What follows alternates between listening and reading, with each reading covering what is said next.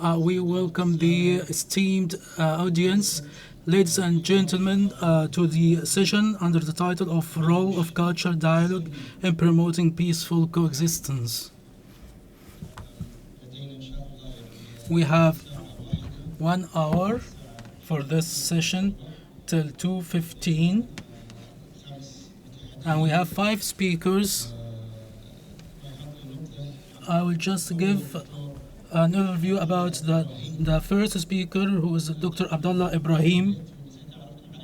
I forgot to introduce myself. My name is Abdullah Ahmed Assada. I'm the Minister of Foreign Affairs Ambassador, and I work in the Qatari Committee of Civilization Alliance.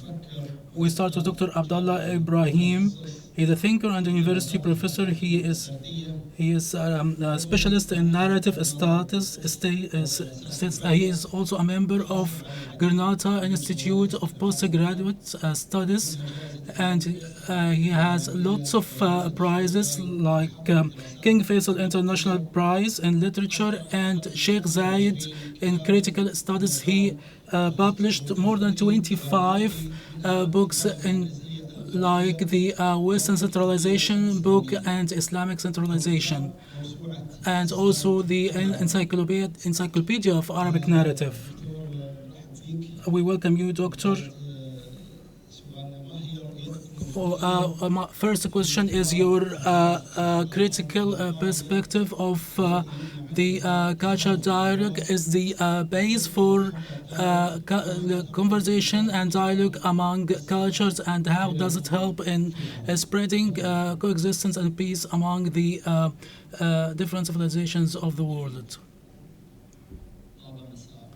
Good evening, ladies and gentlemen. I thank the ambassador for this introduction about me, and briefly I express my point of view about this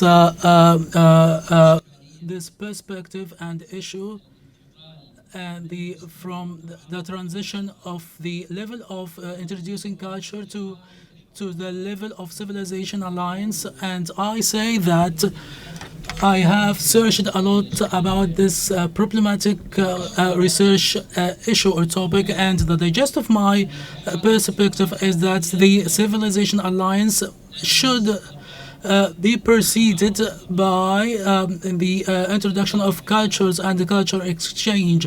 There is no alliance without introducing the cultures. As long as the cultures is the symbolic systems and orders that are related to feelings and ideas and beliefs and traditions and identities. So cultures is a common thing, a common humanity thing, and it should be a basis for communication between nations. No matter what are the races and the colors of these nations, and the religions and beliefs of these nations. And it is becoming imperative and urgent as for cultures to be the basis to be referenced as the criteria for civilization, as we all know that civilizations are the material gains common among all nations. We all we share these cultures and civilizations, and each nation has its own culture. But my opinion is that without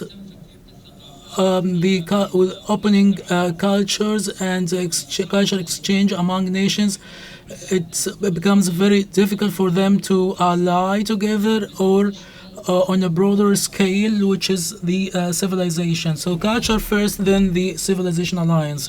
In a world that's very complex racially and religiously, and in terms of doctrines and in terms of economies, as the Western centralization and globalization, there is no way for the release of all of this except for the culture exchange and dialogue. So each culture gets to know the other one. So in a world that's characterized by various beliefs and traits, so the common thing among all these cultures is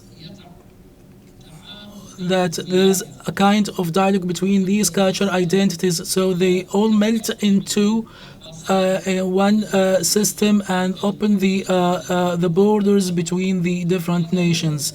This is the cycle or that I always express my perspectives about, and I wrote a lot about that, and the cooperation and the dialogue and the admission of other cultures will lead to recognition of other cultures will lead to the following, as I think.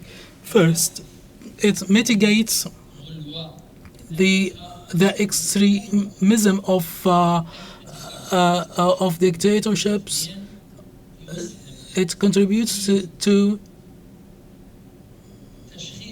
diagnosing the cultural privacies of each nation. As you know, each nation has its own cultural identity. The third gain or benefit, it contributes to largely to mitigating and preventing violence, which is the most prominent phenomenon that we are witnessing currently. It prevents that violence, whether this violence is religion-based or produced based on religion, or nationalistic based on race. Sorry. This is what I think that we should seek to achieve, and in a society like ours that's ascribed to traditional societies, there is no way, but there is no alternative for us that we go over this kind of borders that nations are detained in, and we have to be open to dialogue, to cultural dialogue, so that we have the real meaning of the dialogue between cultures on reality. Thank you so much for listening. Thank you, Dr. Abdullah, for your commitment to time, and you have talked about the urgency of cultural admission of the admission of other cultures in this current stage. There is a kind of transgression by some cultures on other cultures, and we hope that there would be a kind of mutual recognition between cultures. Now we move to Dr. Ismail Noor Al-Rubai. I have met Dr. Ismail like 1 month ago. We were in Gurnata, and he is originally from Iraq, and he was raised in Canada, or maybe the vice versa. He is a professor of culture and social history. He worked as an academic in Libya and Bahrain, and a dean of Faculty of Arts and Sciences. And he gained lots of prizes, like the Sheikh Rashid bin Ahmed Award of Humanities and Social Sciences. He has more than 30 books and publications, like the Arabic culture and the cyber space and the world and its transitions, history, identity, and globalization. My question to you, Doctor, is there are some objectives and purposes that structures that map the trajectories and position and firm certain positions. What are the general meaning of all of these and the cultural dialogue support and its role in this dialogue among cultures? The mic is yours. Thank you, Your Excellency. Good evening to all of you, or good morning. Okay, it's a good evening. There is an issue that Amir Malouf, the Lebanese thinker, reminds me about identity. His book about identities from the question of His Excellency, when we talk about cultural dialogue, the idea of dialogue, if we divide it into parts, the first thing we have, the dialogue, we have then the cultures. Let me talk about enter that, which is the lethal meanings. Amin Malouf in his book Lethal Identities, I'm talking about the lethal concepts based on two premises. The first one, the knowledge. The second is the truth. The way of administering the culture or addressing culture as a word or a language. A direct address to the word of civilization is the common speech might confuse us, and this kind of confusion might be used, the word civilization and dialogue, under the positive umbrella. So I want to enter into a dialogue. So, and the metaphor of dialogue, it's becoming like an intuitive thing. So he is a civilized person and a cultured person. He wants to enter into a dialogue. So if we are talking about the intuition cycle, it's enough. No, this is not right. The main topic is kind of realization and biases and prejudices. No matter how much you say that you are cultured and you want to dialogue and communicate, but you are still deeply rooted in your roots, even in terms of meanings that you haven't even declared, or even if you try to exclude this kind of prejudice, but this kind of bias is still there and it's still deeply rooted in your culture. This kind of meanings leakage to your knowledge and your dialogue. Knowledge is something different than reality. We all come with our background knowledge of dialogue, but we are so much into our beliefs and meaningful beliefs that we have. Metaphorically speaking, I am coming from the place where I'm coming from and where I have some rooted meanings into my personalities that I cannot uproot them out of my dialogue, and I can't be someone else, and the identity will always play its role and its interconnections with the meanings and concepts. The concept of justification itself is a knowledge, but what type of knowledge are we talking about? The dialogue, we have like a basis, and but if I just came with certain knowledge and I have been trained to dialogue with the other based on the premises that I always we try to build a different world on with the other party, but this other party is like me. He's coming with certain concepts and certain meanings, and his different scattered parts and his ambitions and his everything that he has, and he has the same case like me, like what I have with my ambitions and objectives and premises. There's a certain narrative, meaning narrative. The meaning itself has a narrative, and this kind of narrative might cover the personal narrative can cover all the humanity experiences. We have a very enriched world that has lots of varieties and lots of different polars, and can we prepare ourselves to address or interact with this kind of enriched experience of humanity? This is the basic question that we always should start with in terms of research and specialists and everybody interested in this track. Do I have more time? 3 minutes. Very good. I have the negotiation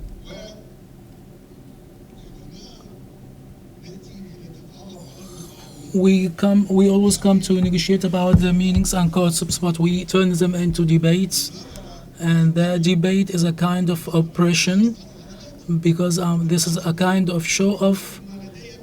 I'm trying all the time to show off my with my knowledge, and even if I try to adapt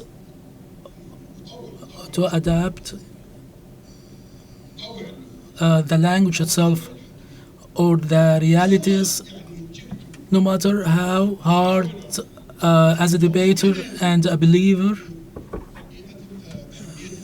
the believer in the importance of knowledge and the necessity of truth.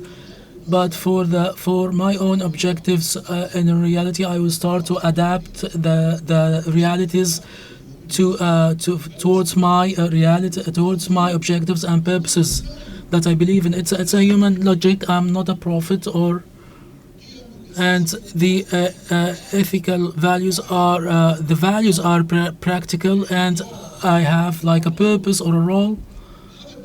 This role I want to perform in a way that will serve my basic interests.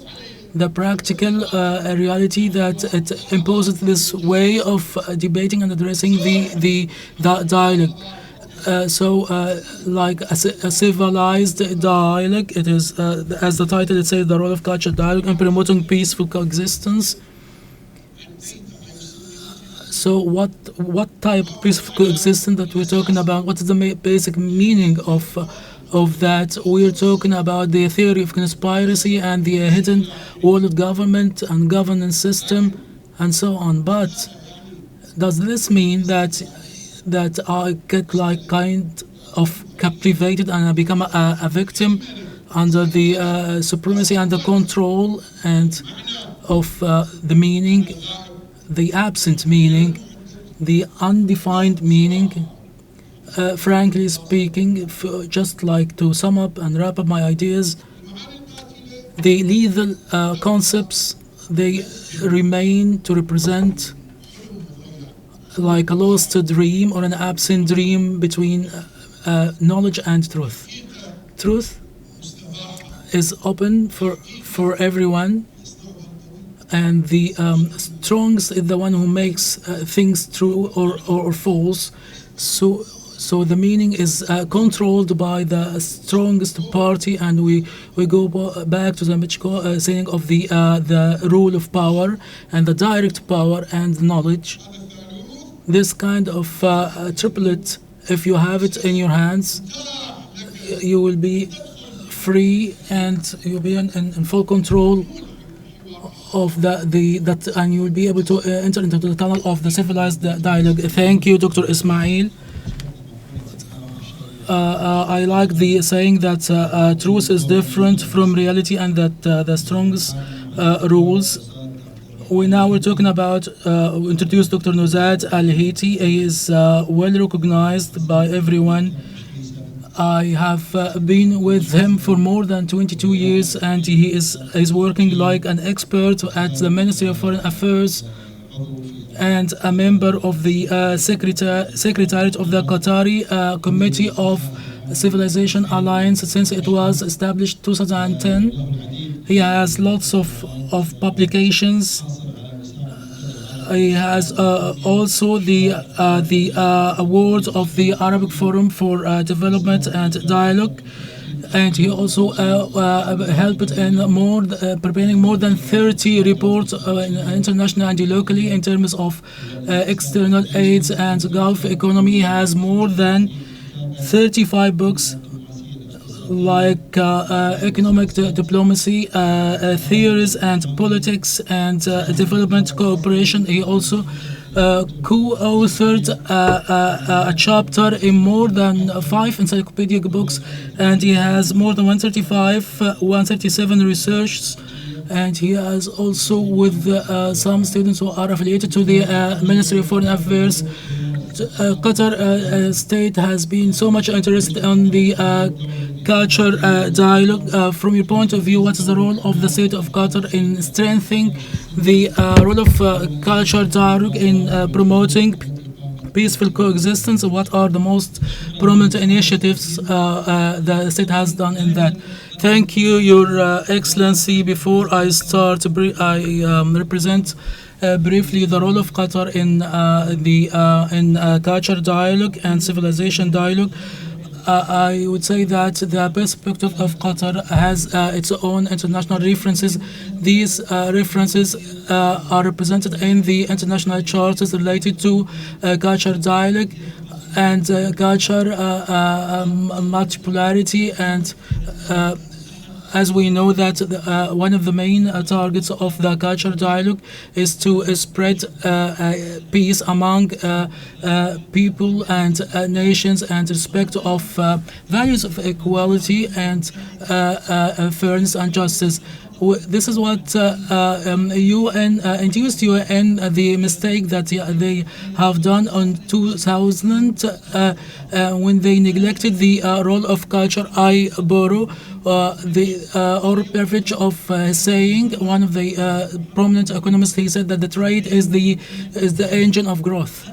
I borrow this saying. I say that the culture is the engine of the sustainable development. This, of course, introduced UN in 2001 to draft the International Charter for Cultural Diversity, which message is to spread the values of tolerance and to the contribution in settling the conflicts, and as culture is a friendly tool that would go beyond the military tools for settling these conflicts. In 2002, the General Secretary of UN has agreed to consider 17 May of each year, to be the International Day of Cultural Diversity. And through on this day, lots of practices and activities and events in so many countries are being organized, like what's happening in Qatar. Through this background, a legal and legislative background, it started to be interested in more in the cultural dialogue, and has put the basics for this kind of activity, and introduced an institutional framework that depended on using dialogue as a platform and for strengthening peace and settling conflict. And we all know about the mediation roles of Qatar in this track. This kind of interest is not falsely based, but it is based on the Qatar Vision 2030 that I have honorably contributed to preparing this vision in 2006, and with my friend His Excellency Abdullah.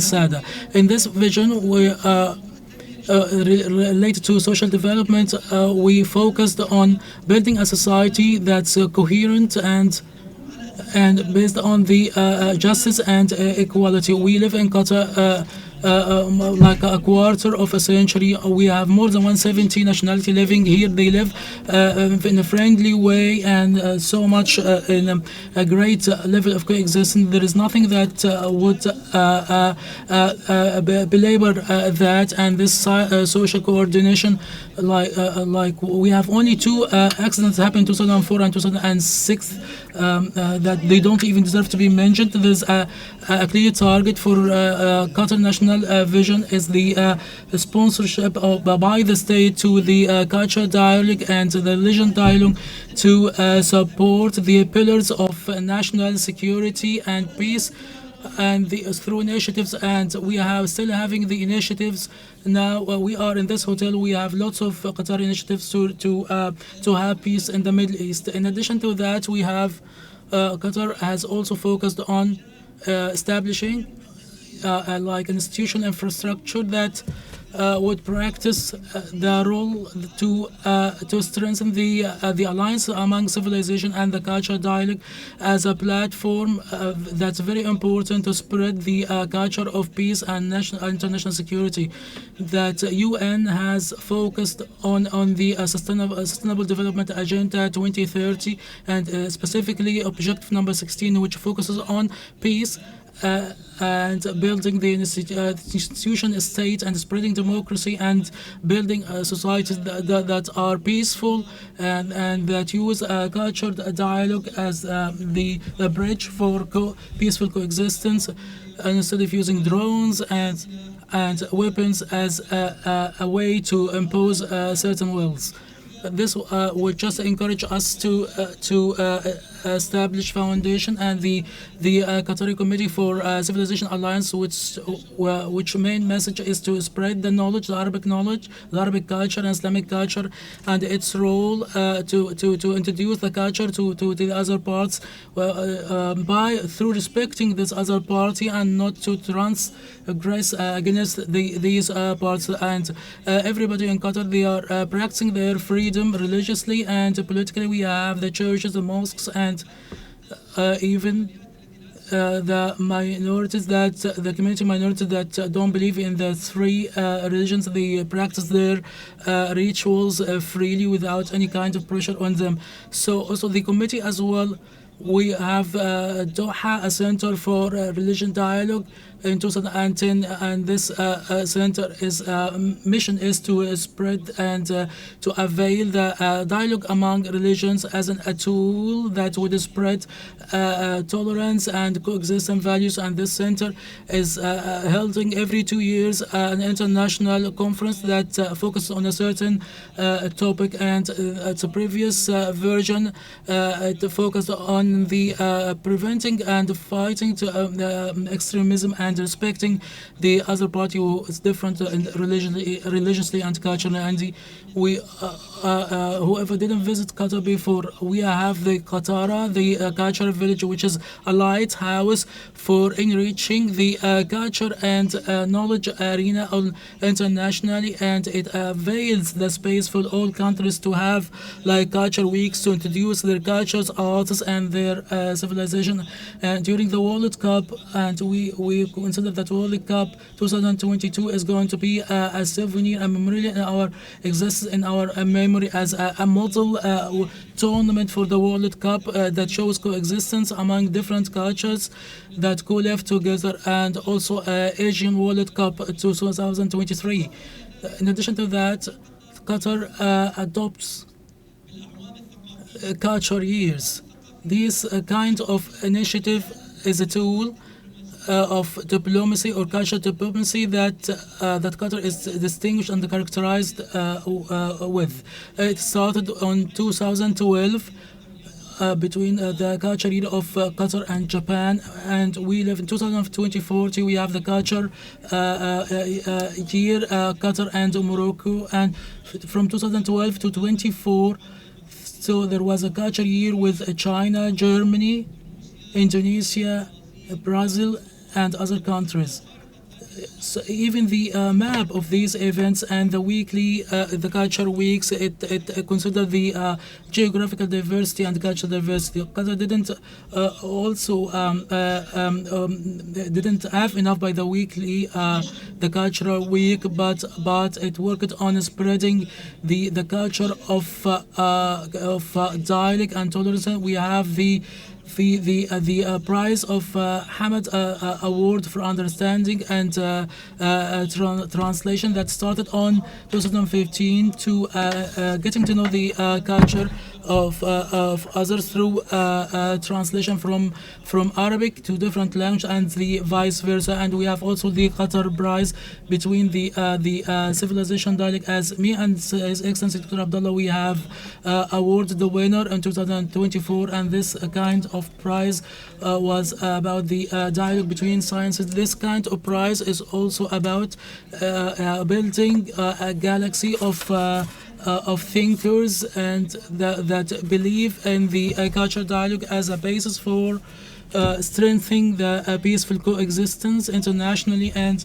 And me and Mr. Abdullah, I would like to tell you a very good piece of news that the next version of the International Prize for Civilization Dialogue, it's going to be about the role of youth, and we have lots of young people here, and it's strengthening the dialogue culture role in 2025. Thank you so much for your listening and your attention, and I leave the space for my colleague, His Excellency Abdullah As-Sada. Thank you, Dr. Abdullah, for your award and the initiatives by the state of Qatar.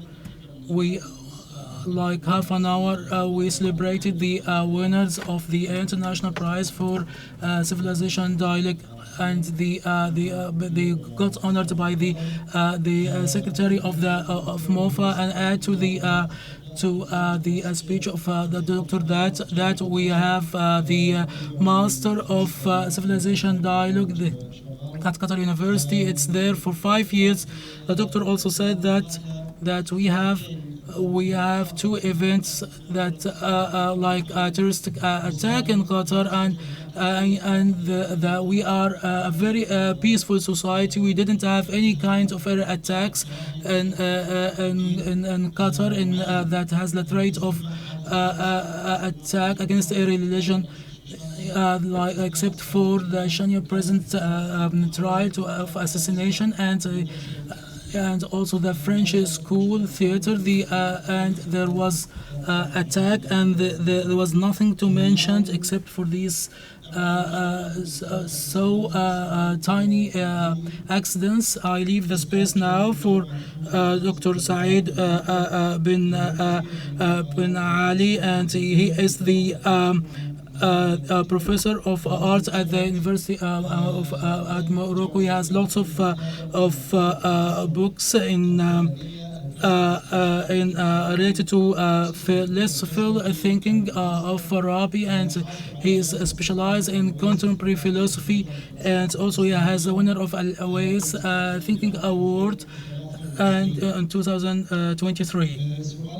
My question to Dr. Abdesselam, as specialized at philosophy, and you have a book that philosophy is a tool for managing dialogue. Can the cultural dialogue be a tool to settle out conflicts and strengthen peaceful coexistence? And do we have any kind of historical events that reflect that? Thank you so much. I would like to start by distinguishing two concepts about dialogue, or differentiate the two concepts. The first one is it assumes that there is a fact out of the dialogue or before it, and this fact is pre-established already, or a cosmic fact, and the function of dialogue is like a bridge, that a channel between the two interlocutors to about the fact that is the topic of the dialogue. This is one fact, and the mission of the dialogue, or the task of the dialogue, is to interconnect the two parts so that they reach an agreement. This kind of definition, it assumes that there is the assumption of co-agreement, or that they will reach like a common truth, and that there is a common truth that they can agree on. And about this truth, all other differences are going to be eliminated. The second concept, which is totally different than the first one, because it doesn't assume to reach this kind of consensus, or it assumes that there is a kind of difference between the two parts, and that the cultures are different and variant, and this kind related to race and religion, but the most of which is the linguistic differences. I don't mean I'm not talking about the different languages in the whole world, but different interpretation of the languages. So, what this culture calls a terrorism, for example, other culture would call it jihad, or what this culture calls as terrorism, the other culture would call it struggling or resistance. So there is this kind of like 1/10 of difference is related to language. So it starts with the language and linguistic the interpretation. So it can't, this kind of dialogue can't lead to eliminating all this difference and reaches the agreement. So the dialogue mission or function is to reach that kind of agreement between the parts, and it assumes since the beginning that there's a kind of difference between the two parts. Then what's the function of dialogue? The function of dialogue is a bridge. It's not the bridge that would connect two parties and lead them to an external fact, but the function is maybe more important is because the dialogue in that second case, it produces other facts and it transfers the two parts during the dialogue. The no party would be sticking to their facts and certainties, but they become open to the other parts, the other party, and they admit and recognize the other party. They become open and they interact with each other, and this interaction, it moves each party from the poles of certainty that they have. And this second definition, maybe it is a better representation of what we have right now. This second concept doesn't aim at or to reach like an easy peace, but it aims to achieve moving or making the two parts closer in terms of their certainties.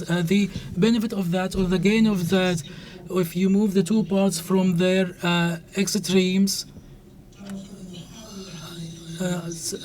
away a bit from their certainties, they become a bit farther from their selfness. So the mechanism of dialogue is a mechanism to reach truth, and the mechanism is of dialogue is a critical one. So the dialogue is not going to be like preaching that talks about certain facts. It's going to be critical in nature, and it induces each party of the two parts to revise themselves, and this is a basic function of dialogue. When the other helps and is ready to move a bit closer to between themselves and their certainties. And I think like this is the main function of any dialogue. Coming from my background is philosophy, and maybe so it's not strange. So it's not odd that philosophy starts with dialogue, with narrative dialogue that Plato has framed later on in his debates and dialogues with others. So dialogue is the critical tool that makes each party move away a bit from themselves to become closer to the second party or the other party, or stay away a bit from their own certainties to get closer to the certainties of others. And this is not an easy function, and thank you so much for your listening. Thank you, Dr. Abdesselam. I like the saying that the difficulty of reaching a consensus, as long as we have the ecosystem of differences, like the differences of languages. And we come to the last intervention, and we move to the question to Dr. Abdelmadjid Al-Amrani. Is a professor of philosophy in the College of Humanities and Social Sciences at Patna University, and he was the dean of the College of Social Arts and Social Science and the director of Laboratory of Research of Dialogue Between Civilization and Globalization speaker, and he also a member of the Supreme Council of Arabic Language in Algeria. He has lots of books like A Call for One Civilization for One World. He also had the award of Kuzi for international peace in Manila in Philippines in 2013. My question to Dr. Abdelmadjid: how can we go beyond the different types of conflicts between different nations and redefining the concept of culture dialogue and that targets promoting peaceful coexistence and building peaceful. In the name of Allah, thank you so much, dear esteemed audience. My dear students, peace be upon you.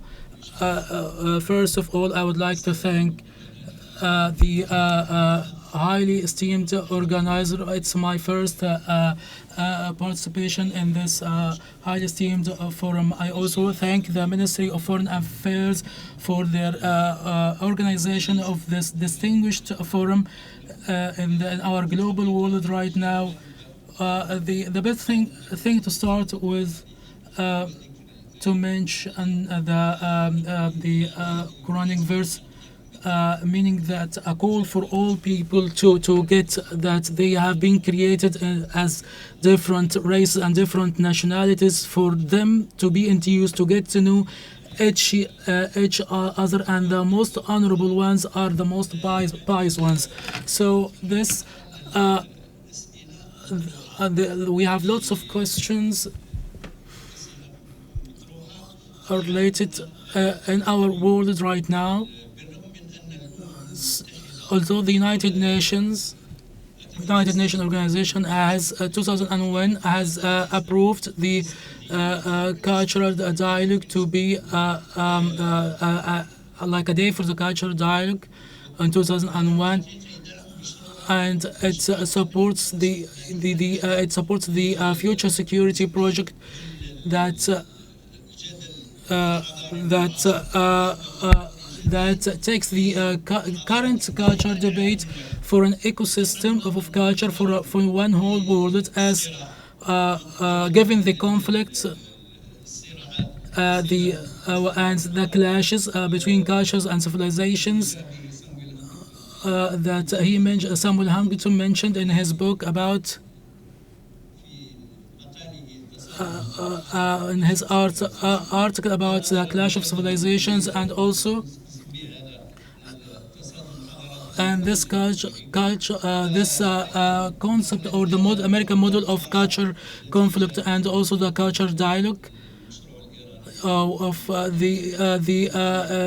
the Iranian project for Mohammed Khatami, and it got approved by the UN, and it moved to the third stage, which is the stage of the civilization alliances that was proposed by Spain in 2005, and then got adopted by Turkey and Qatar later on, meaning that we have a lot of stages. We move from stage 1 to 2, from clash to dialogue to alliance of civilization.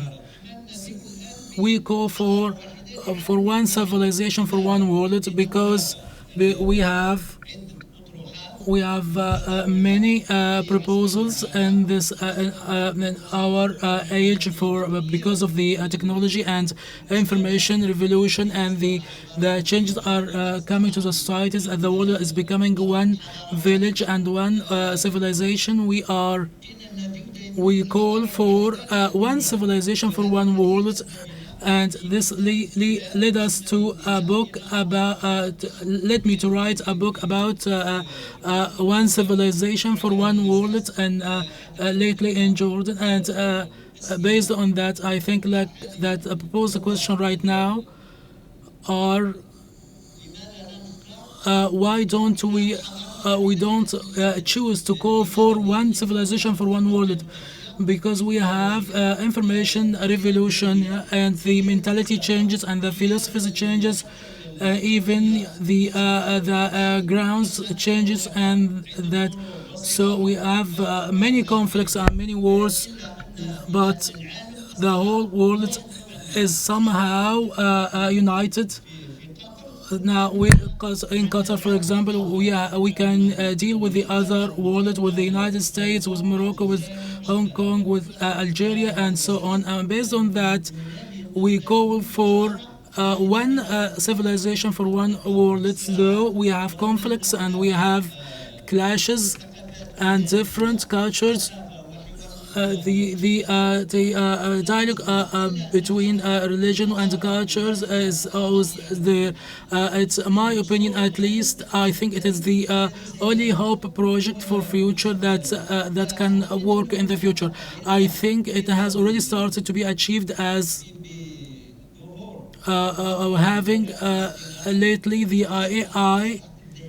The mentalities are becoming in alignment with an alignment to globalization and information revolution. Though we at the Arab societies and Islamic societies, we use these tools, especially social media, and we use them as should be, and we have devices, and but we refuse the one civilization concept, and sometimes we refuse the other party, and the conflict is still there. Thank you so much for this intervention, and I hope that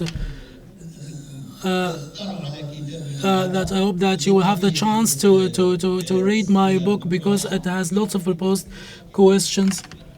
It's a call for one civilization for one world, and the questions I have proposed here, if you would allow me at the end of the end of the book to be available for the next generations, for my dear students. Why wouldn't we choose the alternative, which is the one culture or one civilization? What is the fate of the idea of culture dialogue within the one civilization?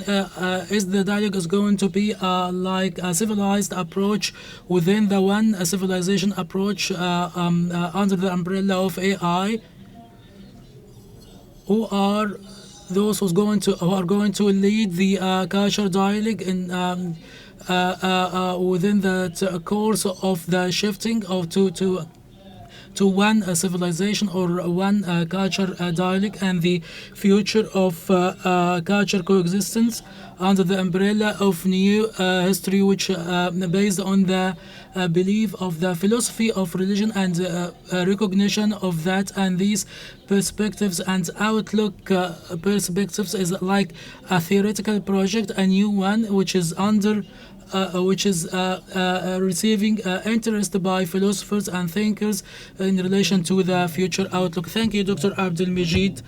We hope that this your call would receive the proper attention when you said that we call for one civilization for one world, though of the conflicts that we have. I know this is a hope at the end of this the session before opening the floor for question, where we take advantage of the director of the organizing committee for this forum, and we to extend our gratitude to him. For, Dr. Nizar also he talked about the freedom of religions in Qatar, and we have the Mrs. Mariam El-Haid. She's responsible for the file of churches, and we at the Ministry of Foreign Affairs we open the floor for discussion now for questions.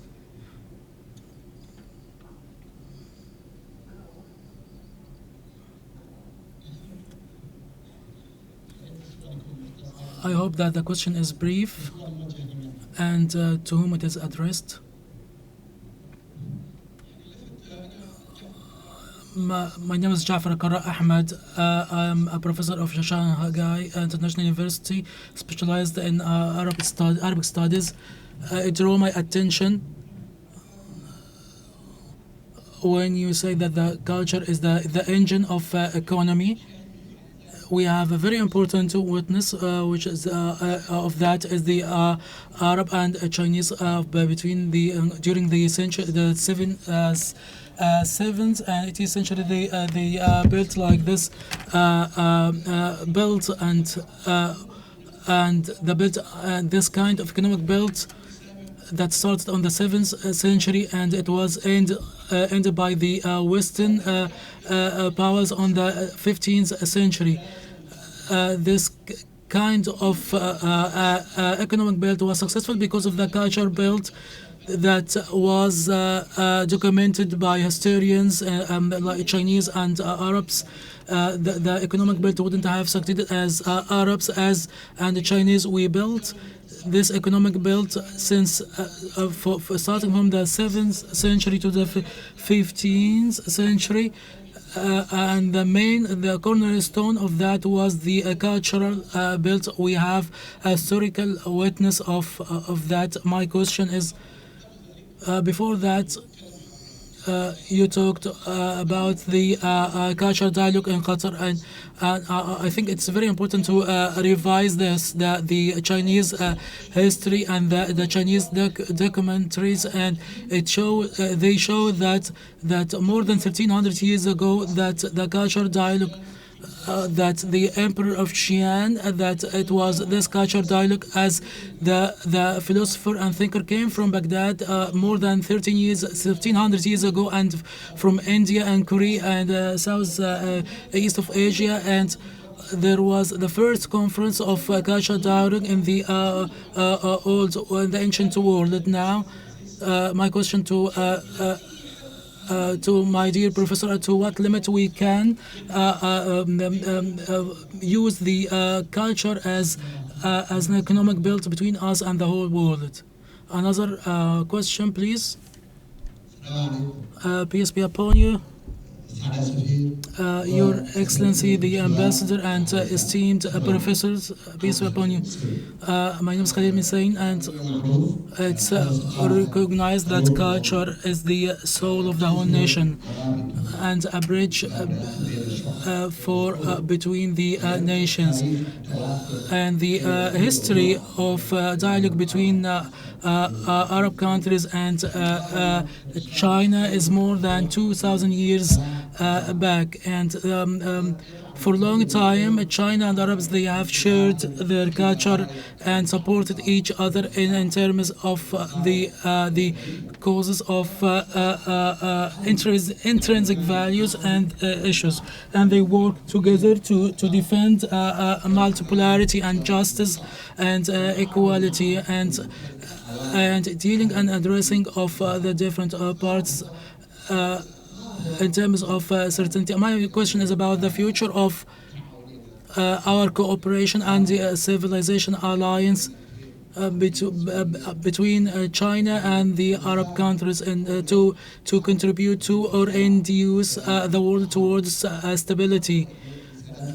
What's our common message? The question is for whom? To everybody. Anybody can answer it. Secondly, I have another question about this. The Arab Islamic civilization is very strong. So why, in the framework of this strong civilization and ancient one, is still the Arab world is still suffering from instability? And it's going through problems, and as our poet Ahmed Shawki said, that till what time are we going to this kind of conflict and differences between each other? We have lots of problems. Another question here. Peace be upon you. My name is Abdulaziz Ashaq Al-Amin. I'm a lecturer of the Department of Language and Translation at Chad University. and I also I extend my thanks to the Supreme Committee for promoting dialogue that has been convened thanks to the efforts of the late President of Chad, and it has helped in our dialogue, like the case of the Qatar state. My question is Dr. Nozad, if I'm pronouncing it the right way. Sorry, I can't hear the speaker. He's not using the mic. He's saying that his name means the newborn in the Arabic language, in the Kurdi language.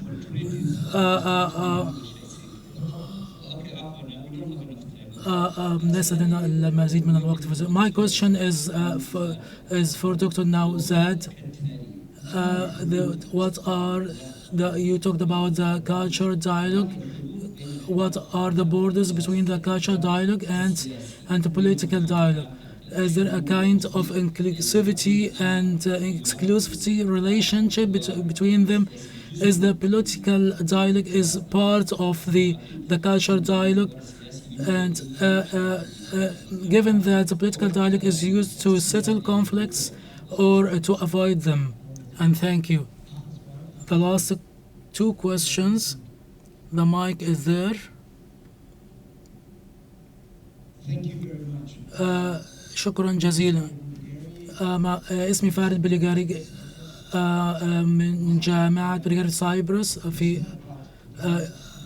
اهتمامي هنا حول دور الثقافة، الحوار الثقافي والحضارات ودورها في دعم الحضارات وقضية الحوار.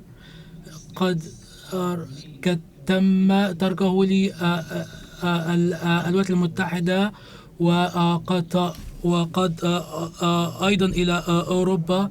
لا يمكنك مثلا قيادة سيارة لامبرجيني في طريق غير معبد ولا تتوقع المشكلات. فلدينا الآن تركيا وإسبانيا وهم يرعيان الآن حوار الحضارات، وأيضا الرئيس البرتغالي السابق يركزون على دور الحوار بين الحضارات ومعنى الحضارات ومعنى أكبر كبير ومهم بكبير وهو أهم من الدول ولابد من and carry out this dialogue which is much greater than the states. Thank you very much. Your question for whom? Actually, it's for all the panelists. Okay. Thank you. آخر سؤال. The last question. Yes, here.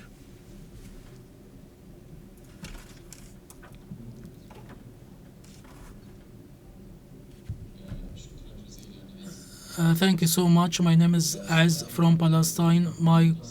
My question is related to the intervention of the professor here about our visions to the whole world. We are now living through the philosophy of the whole world and how to address the whole world through the perspective, the Western perspective, and the perspective of the white man, which has the colonization way of thinking. As we are talking about cultural dialogue, we need a different perspective that what gets us closer to each other in terms of thinking and knowledge, and our perspective to knowledge, not only the material, but we have the integration. Lots of Arab thinkers have mentioned, and that contemporary age that it is managed by the mechanism of the white man. Do we have any kind of new philosophical thinking that would convene all people together with the ethos of the whole world, or it is like a trial to adapt to the mechanism of the white man? The last question, please, for the sake of time. Peace be upon you. My question to Dr. Ismail. You have mentioned to the theory of Foucault and the rule of power, and that the knowledge is power, And the also the professor from Bulgaria, he has said that the connection between power and the culture and the absence of power, what would do, and the impact of culture. What's your evaluation for the K-pop culture? But it's able to spread all over the world now. And Muslims can introduce an alternative for this culture. It's spread. If you ask the young people here in Qatar, in any place in the world, they don't know. They imitate this culture as in your generation. They follow the hippies culture. Half a minute for each question. Thank you, Dr. Jafar. I think like that the success and the economic build and the culture build is related to the stability, the political stability of the world. As Baghdad was leading the world, now Washington is leading the world. And I refer you to the interaction between Arabs and China. That Beijing, the developer of the Beijing capital is an Iraqi architect, his name is Samadin. And the answer to your question, Dr. Jafar, how can we deploy an economic build?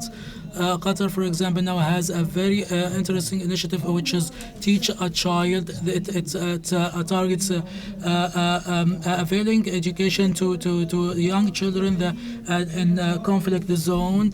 We have also a very good agreement between Iraq and China, which is oil for schools, which is a very good initiative for to strengthen culture. As for the King Faisal University in Chad, the relationship between political dialogue and cultural dialogue, I refer you to the resolution of UN 2012 as considering that cultural dialogue as a main platform for settling conflicts and promoting coexistence.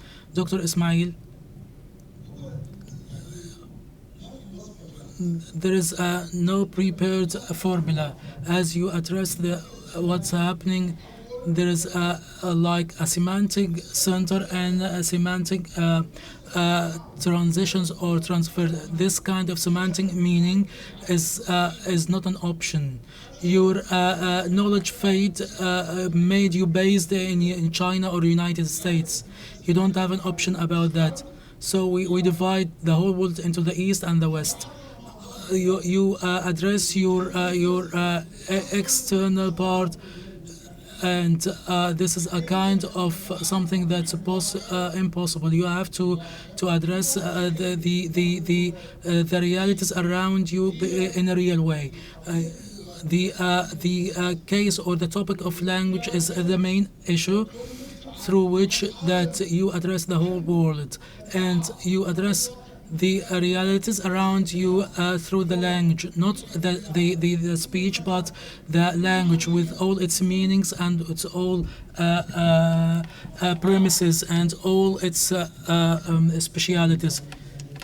Do you have any other comment for any the questions that have been raised before we close this session? I would just like to comment about my Palestinian colleague about replacing a center by another. You're asking about the possibility of having a counter center. It's not about replacing the center, but we can say the unity of truth, or or controlling the truth. We accuse the West of controlling the truth. They assume that they own the truth. So it's not related to replacing this center, but the Western centralism is weak, and from its core we have this left-winged movements inside the West itself, which is anti the West. It's there since long time, and the values of West are fragile, and about the whole thing is that there is a power that's trying hardly to establish in our brains that the West is unified. As you can see, the outcome of the Gaza war on the lots of the Western capitals, that we can see that there are lots of oppressed opinions, and these opinions and views are exploding every now and then. So the West centralism is not central enough, but it is fragile and vulnerable, and it has. And thank you so much. Yes, Doctor. Last intervention. Honestly, this discussion would lead us to the vacuum about the that we thinking, believe, freedom, and so on. In order to get something. بمعنى آخر هناك فرق بين الذات والموضوع. Meaningful that this kind of gap between you and the other party and the topic, and this kind of gap needs a kind of scientific thinking and belief and faithful efforts to fill in this gap. And this leads us to the Jean-Paul Sartre philosophy that he divided freedom into three sections: the metaphysical freedom and the artistic art freedom and social and political freedom. These types of freedom should must be filled with work and effort to fill in the gap between the self and the topic between the Islamic world and the Western world. And thank you so much. This is my point about this topic. And thank you so much, my dear students, for your attendance and your interest on the culture dialogue. And I hope that you would help and carry the torch for the future for the Islamic world, the benefit of your efforts. And it again in the future. Thank you. شكرا دكتور. Thank you, Doctor. If you would allow me like a half a minute or a minute, as you can see, we are getting to know very complicated concepts that are not getting recognized unless they are being used in a certain context. In this current time, we are having the gains of one civilization. It is called the Western civilization, but this one, it is like a global one that we all share, whether we are from China or from Europe or from United States. We hope that it's getting shared with by other nations, but cultures, we can't count them. They are untold, and they are variant and different.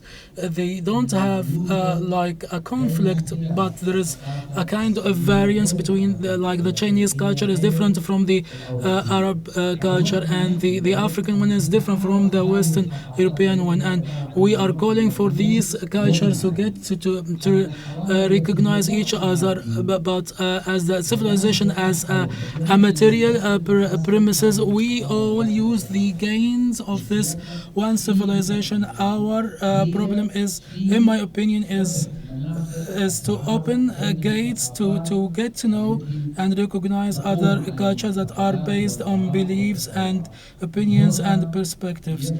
This is the real role of these events and forums. Thank you, Doctor.